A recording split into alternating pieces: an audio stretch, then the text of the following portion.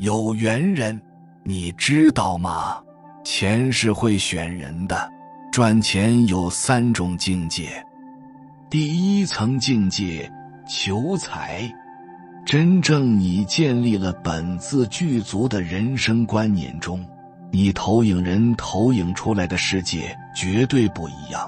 比如说财富，很多人是求财，很多人是拼命地透支生命能量去挣钱，这是对待财富的最低层次，完全迷失了自己内在最宝贵的东西。在外面求的结果是越求越没有，有的还得交换，用自己的生命能量去做交换。第二层境界，吸引财富。你可以用你的智慧和你的聪明建构一个系统，可以吸引财富。这个世界上有很多当老板的，很多做事业的人会玩这个游戏，整一个游戏让别人把钱通过游戏变成自己的，这叫吸引。第三层境界，我就是财富。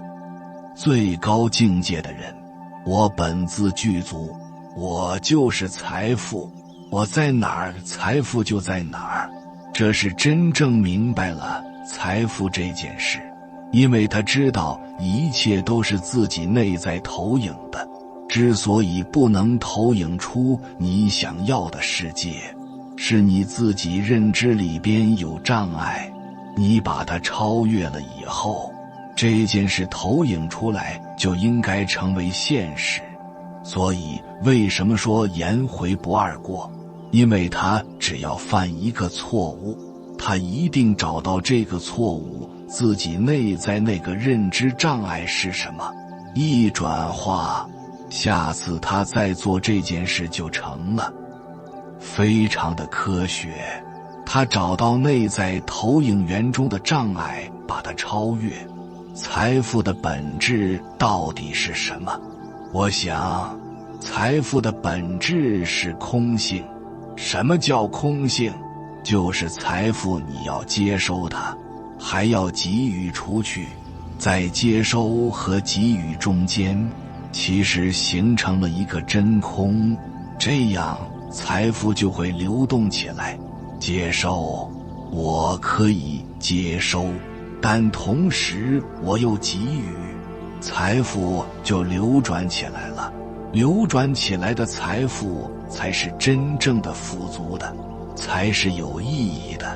财富就像水一样，你积在那里太多了，水可能就臭掉了。一个人太有钱，可能天天担心会不会被小偷惦记，会不会被绑票。所以财富的本质是空性，空性是让一切都要流动起来。在财富流进来的时候，同时要想到怎么样流出去，怎么样给予别人。我觉得这是非常重要的部分，不是大家想象的我一定要有很多很多钱才好。你应该思考的着眼点，你的视角应落在我怎么样能用钱来帮到更多的人。如果你的这个视角一转换，其实你创造财富的机制就发生了。如果你只是看到谁都想从他的口袋里掏钱过来，放在我的口袋里，那你永远是个贫穷者，永远获得不了财富自由。所以花钱也是有玄学的，你知道如何正确的花钱吗？今天我就告诉你一个不为人知的财富心法，视频不会无缘无故刷到，留下一句暴富，往后的生活一定顺风顺水。曾仕强教授说，财为水，是流动的，过分节俭只进不出的人会出问题，很容易会因为某件事把所有钱吐出来，省着省着窟窿等着，用着用着财神爷送着。其实这句话就是花钱的玄学，在财运不佳时花点钱买点东西，反而运气会越来越旺。因为金钱的流动如同水流，只有循环往复才能生生不息。如果只攒不花，就像堵塞的河道，最终会导致溃堤。相反，合理的支出就像疏通河道，让财富之水源源不断地流淌。当你该花钱的时候，就一定不要省着。有的钱明明你该花的，如果你强忍着不花这个钱，那么就有可能在其他地方被动的花钱。你身边一定有这样的例子，为了省钱吃不新鲜甚至是烂掉的水果蔬菜，常常吃隔夜的饭菜，不舍得买贵的新鲜的食物，结果一次生病就花掉了几年的积蓄。还有家里的家具坏了，也不舍得花钱换新的，心里想着将就着用吧，结果用着用着把人给砸伤了。还有生小病，不舍得花钱买药看医生，结果变得恶化了，严重了。一次住院手术就让你辛苦奋斗几年的积蓄一下子挥霍一空。这些事情其实不是巧合，而是有规律在其中的。命理学里面有句话叫做财多压身。一个人背得住的财富是有限的，有的人是背不住那么多财富的。钱一直不用放在那里，其实对自己反而是一种负担。负担大了，久了必定会出事。所以你该花的一定要花出去，但这个钱不是让你骄奢淫逸满足虚荣，更不是让你拿去泡妞，而是让金钱变为其他的形式，用于提升自己，比如用于学习，武装自己的头脑，比如提升衣食住行的品质，补充自身能量，再比如拿去救济贫苦，培养自身福德。举个很简单的例子，不新鲜的食物只会为身体提供负能量，影响健康。家里面很多坏掉的破败的物件，也会使家里面变成破败的磁场，影响运势。所以强忍着不花钱，看似表面是在省钱，实际对人产生的负面影响是方方面面的。钱需要流通起来，才会有产生越来越多的价值。财富就像水一样，需要不断的流动，从不同的方向流动，其最终的目的地都是汇聚成汪洋大海。只有流动才能不断产生更多价值。我们所说的财源滚滚，指的就是钱会带动其他更多的钱财滚滚而来。所以当你该花钱的时候，一定不要省着。如果只是死守着一毛不拔，那么这个人不可能会拥有太大的财富，即使得到了一些财富，也会短时间内因为某件事把这些钱花出去。就像一些原本无色无味的水，长时间不流动，那么这些水就会变成腐臭，甚至干涸。正所谓有舍才有得，不舍便不得。你有没有发现一个神奇的规律？你明明一直都在存钱，一直都是省吃俭用。可是每年年底一算，你不仅没存到钱，反而还欠了不少债务。财富如水，本质都是一直流动的。如果你一直一毛不拔，舍不得吃穿消费，那么总有一件事会让你在其他的地方被动消费，直到你的财富和你本身能量相匹配为止。我们再来看一下中国财富的鼻祖陶朱公。陶朱公是谁？据说就是范蠡。范蠡是谁？越王勾践这个故事大家都知道。越王勾践有2位谋士，一位叫范蠡，一位叫文仲。最后越王勾践成功了，范蠡就离开了越王。为什么？他说这个君王只可跟他共患难，不可跟他共富贵。文仲说好不容易跟他打下江山了，我还是留这儿吧。但是后来文仲被赐死，用剑自刎，留下一句话叫兔死狗烹。范蠡出去做了什么呢？做了陶朱公。陶朱公就是做生意的鼻祖，他曾经赚的钱富可敌国。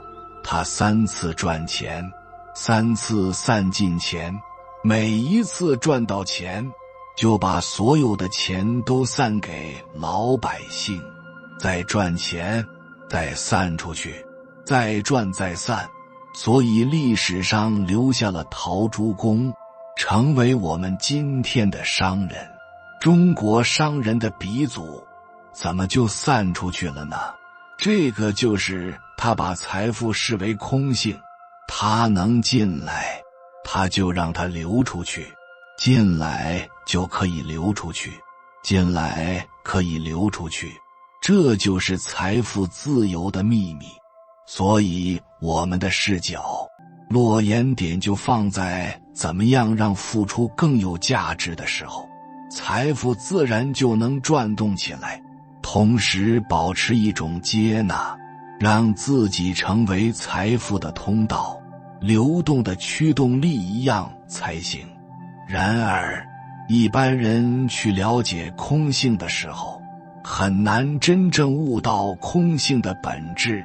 我们通过空间和能量关系来表达，其实空性是万有，是所有的有都在，但它不止于任何的有，而且它是想怎么有就怎么有，它只要想就会有，这就是空性的力量。简单的让我们去理解一下空性的概念。而这个有，它既有显化的有，也有无形的有，有些有是无形的，所以我们说各种有，万有都在空性之中。这跟道家说的不是一回事。无不是没有，无是万有，只是不止于有，所以无中生有，有生于无，这2个概念是完全一致的。从究竟的层面来看的话，那这个有是什么？在这个宇宙空间里边用什么来表达这个有呢？我们借用一个现代科学的逻辑，叫能量。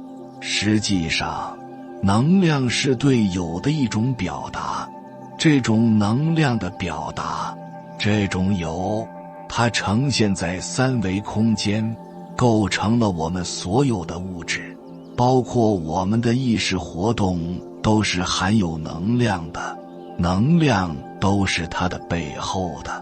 那么在高维呢，能量就进入了一个更自由的状态，也就是它的自由度提升了。提升一个维度就会超越一个下面的维度，无穷多个自由度。从这个角度我们去理解，财富实际上可以用能量表达，所以智能转换这个概念其实已经告诉我们，能量和质量其实是一回事。那质量怎么来的呢？要说一个物体的质量，它一定有它相对的量的显化。我们通过微观的基本粒子来表达质量的这种概念的时候，相对来讲比较容易，因为它看得见摸得着。到量子的层面上去表达这个质量就有难度了，因为它是有形无形的临界态，但是其实它的背后都是能量，而且能量是以振动、波动的方式存在的，所以这样我们就知道了，能量的本质它既包括了能量本身的振动和波动，同时也表达了能量振动和波动形成的空间结构在现实中投影出来的结构。有形结构就是物质，同时振动的振幅和频率或者说波长构成了信息，所以物质、能量、信息三位一体全是能量，也就是说一切的万有，我们借用这种广义的能量概念表达的时候，它就是整个宇宙中的存在，这个就是最本质的财富。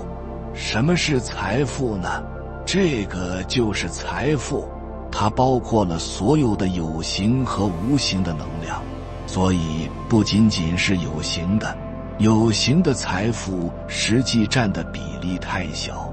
就像三维空间的科学家们讲，我们现实中有形的能够看得见的这些能量关系其实只占3%至4%，它们背后96%至97%都是无形的，叫暗物质、暗能量。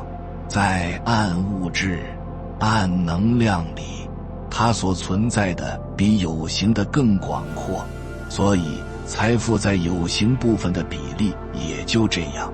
那在无形的部分的财富呢？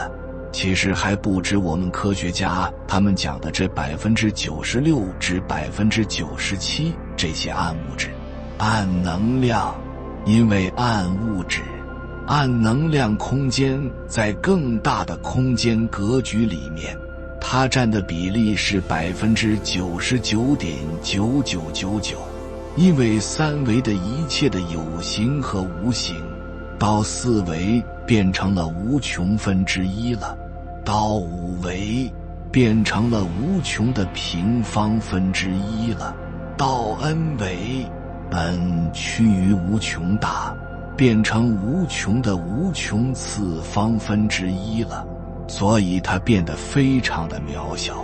所以其实我们眼睛关注的这些三维的有形财富，跟我们内在的无形的财富、空性的财富相比是没法比的。但是我们为什么无法驾驭这种宇宙自由的、空性的、万有的财富呢？这个就是释迦牟尼佛讲到的皆因妄想执着，不能证得。其实我们内在的财富是万有的，是空性的，是无所不在、无所不包的，那是本自具足的，也就是自性。其实自性跟空性的本质是一样的，自性的自就是源头，性是能量结构，所以源头能量结构其实就是空性，它也是万有的，只是不知于有的状态，才能真正回归自性。你执着于任何一个层次的有，你跟自性之间就没法关联，跟空性之间也没法关联，所以这样我们才了解，原来财富最大的限制是我们自己的颠倒梦想，是我们的妄想与执着。什么是妄想呢？执念是妄想。我们说最基本的能量存在是正弦波，它就是一念。当我们执着这一念的时候，它就产生了分别，而因这个分别而叠加出层层的屏障，就是我们的认知障碍，这就是业。我们因为我们的认知障碍了我们内在能量的自由度，限制在我们认知所在的那个自由空间状态里面，它就障碍了我们。障碍了我们以后，我们的财富它就不自由了，很难自由地去流动了，也被我们自己的认知限制了。我们很多人不理解生命的本自具足，所以自己用自己的认知把自己的财富大门给关上了，把自己本自具足的能量出口关上了，都是外求，都是从外边抓取，这就变成了一个相对封闭的。大家都觉得我得先有，我有了我才能付出，他没有想到其实你本来就有。我们每个人财富本来就是具足圆满的，但是财富的显化部分和隐形部分，那个没有显的财富其实占的比显化的财富要多得多，只是我们太关注显形的财富，对隐形的财富往往不是特别的关注。实际一个人真正的财富源于内在，源于内在对本自具足的确认。我们在现实中要做任何事情，哪怕是我们想获得财富，你都必须有一个基本的状态，就是自信。一个不自信的人，你在现实中想做什么也做不成，你想挣钱你也挣不来。相信本自具足是自信的祖宗，相信本自具足是你真正的知道宝藏在你自己内在，不在外面。这个概念是大量的人很难真正理解的，因为对整个宇宙结构没有真正理解，不知道灵维是全息的，是万有的。你不理解任何一个质点都具足宇宙中所有信息和它们的相互关系，所有的能量都在里面了。如果你没有真正理解这点，你就更无法理解释迦牟尼佛说的原来众生皆具如来智慧德相，也就更难理解每个生命内在究竟的状态是空性，只因妄想执着不能证得。他之所以活不出那种空性自由的状态，想怎么有就怎么有的状态，就是因为自己的有限认知。而这个认知是二维的时候，你就看不到三维，三维的信息跟你没有关系了，你拿掉，你跟三维的信息就打通了。你的三维认知障碍了你跟更高维认知的关联，所以当我们关注在三维的显化层面的时候，我们的财富就被这种显化的诉求给障碍了。我们每个人在这个宇宙空间中有两个能量结构，一个是纵向，一个是横向。横向就是在每一个维度上它都有横向的拓展，横向的频谱频宽，纵向它是趋向于高维，趋向于究竟，这是乾道能量，就是天行健，君子以自强不息。横向是坤道能量，就是地势坤，君子以厚德载物，它使意识能量与物质能量高度和谐于当下。但是你在和谐的范畴有多大，也就是你的频宽有多宽，这很重要。这个在我们的东方智慧里叫坤德和福德，同时在我们现代心理学里面，我们管它叫情商。你的频宽越宽，你驾驭的空间能量场就越宽，能够跟你达到同频的人就越多。一般情商高的人，他想创造财富，相对来讲要比情商低的人创造财富容易一些。这就是因为他频宽宽，他能调动各种能量，让它呈现在自己的生命能量的共振效果之中。那么拥有福德的人，他有两种选择。在没有觉悟的时候，他愿意把福德转化成显化的财富，这叫福报。这个财富不光是财、金钱，还包括了名誉和地位，这都是显化的财富。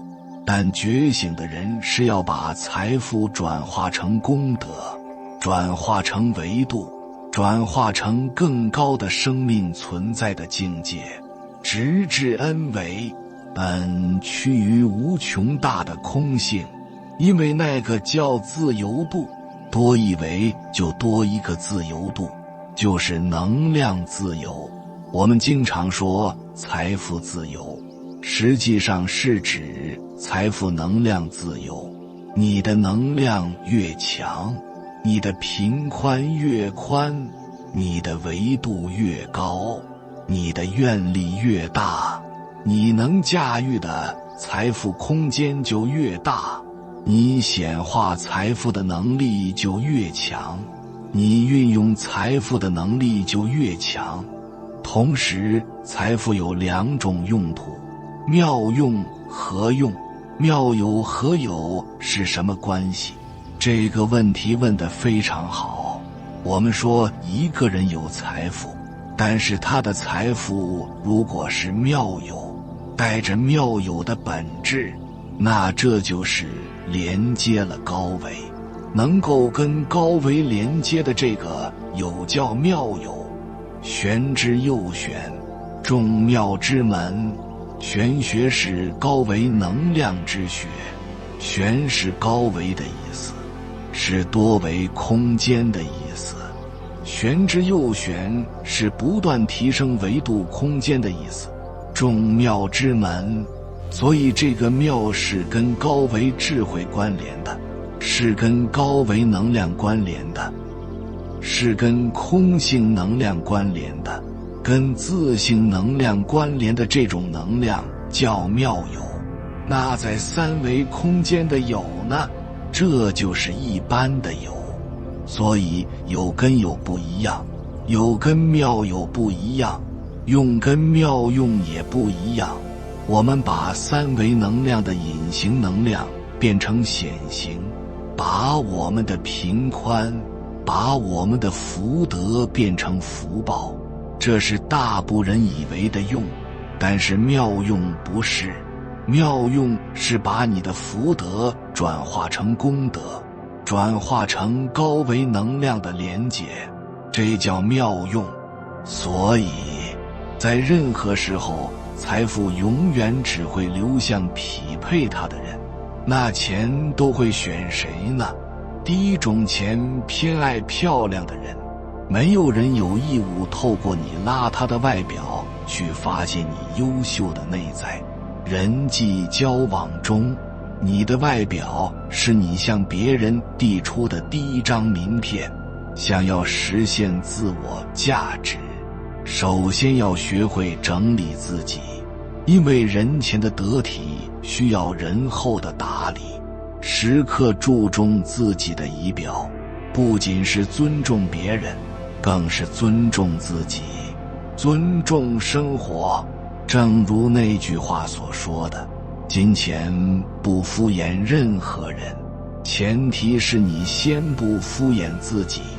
第二天，钱靠近温柔的人，温柔的人更能巧妙地深入对方的内心，既能滋养他人，也能让工作事半功倍。没有人愿意和一个满是负能量的人共事。